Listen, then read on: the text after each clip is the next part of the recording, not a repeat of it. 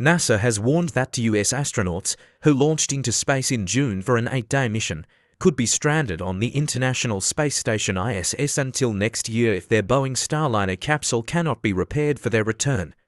Officials stated on Wednesday that astronauts Butch, Wilmore and Suni Williams, the first crew to fly the Boeing Starliner capsule, could return to Earth in February 2025 aboard a SpaceX Crew Dragon if the Starliner is deemed unsafe for re-entry. As NASA and Boeing work to resolve how to bring the astronauts back, the space agency has discussed with SpaceX the potential plan of leaving two seats vacant on the upcoming Crew Dragon launch, which was delayed by a month on Tuesday. The astronauts' test mission, which began on June 5, was initially expected to last about 8 days on the station.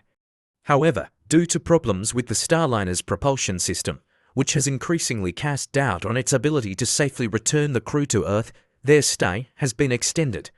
A Boeing spokesperson mentioned that if NASA decides to alter the Starliner mission, the company would take the necessary actions to configure Starliner for an uncrewed return. Using a SpaceX vehicle to return astronauts that Boeing had planned to bring back would be a significant setback for the aerospace giant, which has struggled for years to compete with the more experienced Crew Dragon from SpaceX.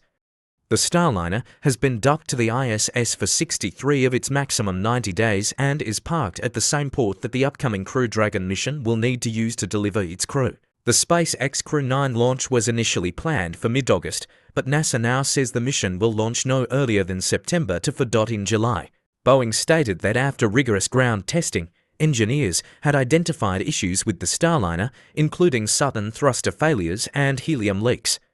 The company expressed confidence in a statement on August 2 that Starliner could safely return with the crew on board. Recent reports have suggested growing tensions between NASA and Boeing leaders behind the scenes.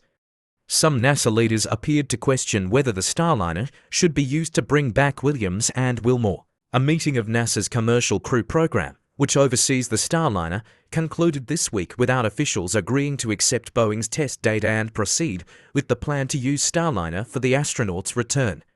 Steve Stick, head of the Commercial Crew Program, said, "We didn't poll to a conclusion." NASA's Space Operations Chief, Ken Voisox, added, "We heard from many people with concerns, and the decision was not clear." Notably, no Boeing representative attended the Wednesday press conference.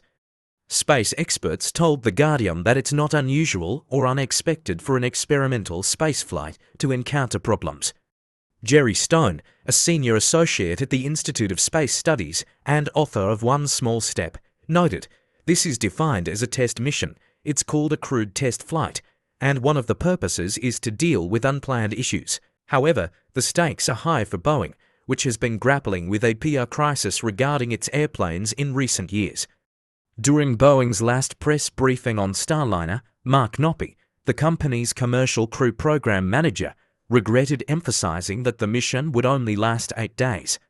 "I regret not saying we would stay until we did everything we wanted to do," Knoppe said. Boeing's tests so far have shown that 4 of the Starliner's jets failed in June due to overheating and automatically shut down, while other thrusters that were reignited during testing appeared weaker than usual due to some restrictions in the propellants used.